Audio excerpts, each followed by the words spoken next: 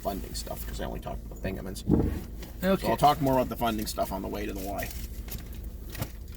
This is a smile cookie from Tim Hortons, and we'll do a taste test when we get to the Hespeler Road Tim Hortons.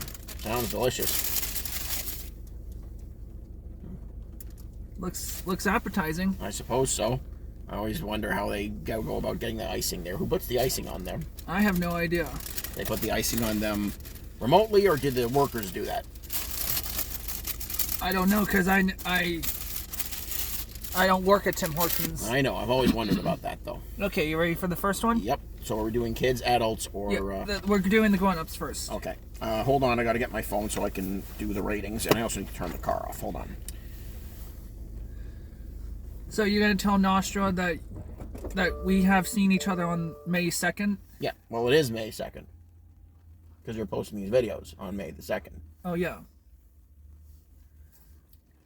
That's what you said. Anyway, let me get the calculator up. Go ahead. First one is... Oh, get out. Okay, that's an 8. Okay. Next up we have... Oh, the original Matrix. Okay, I'm going to give that a solid 7. It was great when it came out. It isn't as good now. I'm sorry, it has not aged very well. The Most Wanted Man. Philip Seymour Hoffman. I never heard of that before, but I'll give it a 6. Rachel McAdams. Yep. William Dafoe. Good cast. Okay. Here's a good one. Predator Badlands. Okay, a nice 10 for that. Yep. That was a really good movie. It really was. We really liked it. How about this one? Spider-Man 2. I'll give that an 8. I have good memories of it. I like Alfred Molina as Dr. Octopus. How about this? Yeah, we'll give that an 8. That was pretty funny. 21 Jump Street. So I showed you 6. Okay, how many more are there? There's one more grown up. Okay, let's see it. 28 years later. Ah, great. Let's give that a 9. So 56 divided by 7. 7. It's got a solid 8. Good start for the adults. Okay. We'll move the cookie off to the side. That's probably a good idea.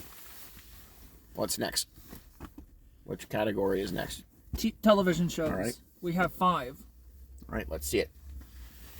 Brooklyn Nine-Nine is one of the embarrassments that we will be doing soon. Yeah, I have to review that one. But I'll give Brooklyn Nine-Nine an 8 because it is funny, the parts that I've seen. Yep.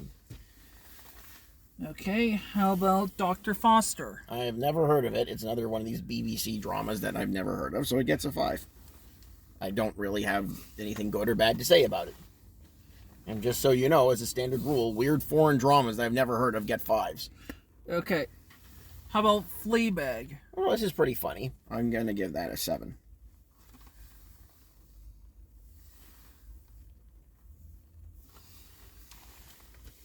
Okay. Next up, we have the 2nd season of Into the Badlands. I've never heard of it, but it looks cool. Give it a 7. Looking cool is a good way to get a decent grade for me, but I've never heard of it. And for the last one, Manhunt. I've never heard of that, and I've never heard of this actor either, so a 5. 32. 32. So TV 6.4. shows get 6.4.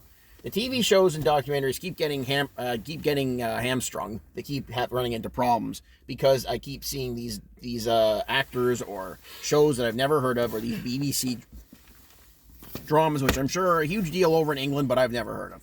So I can't really fairly evaluate them. So I give them the fairest grade I can, which is a 5. And with the kids, we have 6. 6, okay. Currently, the adults are in the lead. Here's the first kid one. Stuart Little 2. That gets a 3. I did not understand why they had to make Stuart Little movies in the 90s. I don't even know what year it came out. It seemed like these movies were everywhere, and I didn't care. Came out in 2002. Okay, yeah, that tracks. James Woods is the Falcon. Nathan Lane. Of course he is. I don't care. Like, I never cared about the Stuart Little books. There's a lot of books growing up about people who were very small. I don't know where. There was, like, the Indian in the cupboard, who was, like, an actual, like, indigenous person who came out of a cupboard, but for some reason he was, like, the size of your finger. I don't know why it's like I'm a very little person in a world that's big. I don't know why that was such a big deal for kids' books, but it was. Okay, next up we have Tangled. Tangled is pretty decent. I'm going to give it a 7. I'm sorry, Stuart Little. You're already like... Any Stuart Little movies are just like... I don't get it. Yeah, I Tom and Jerry. Tom and Jerry is okay. I mean, it gets boring very fast. 5. I don't think you can't do... And this is not the Tom and Jerry movie from the 90s. Oh, no. This is the other Tom and Jerry movie. Yes.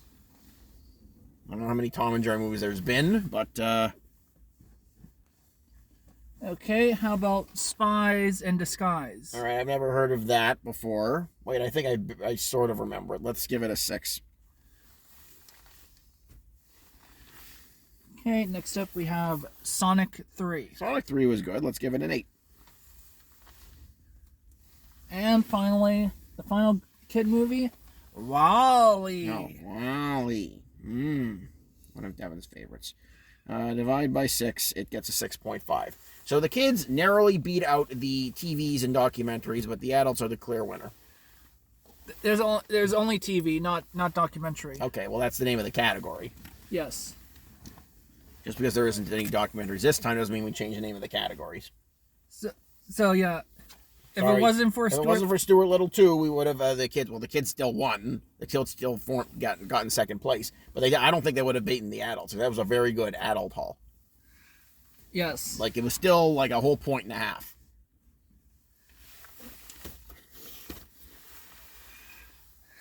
So yeah, because the TV shows and documentaries and foreign keep failing, I think we can eliminate that category permanently and just stick to grown-ups and kids. If you like, yeah.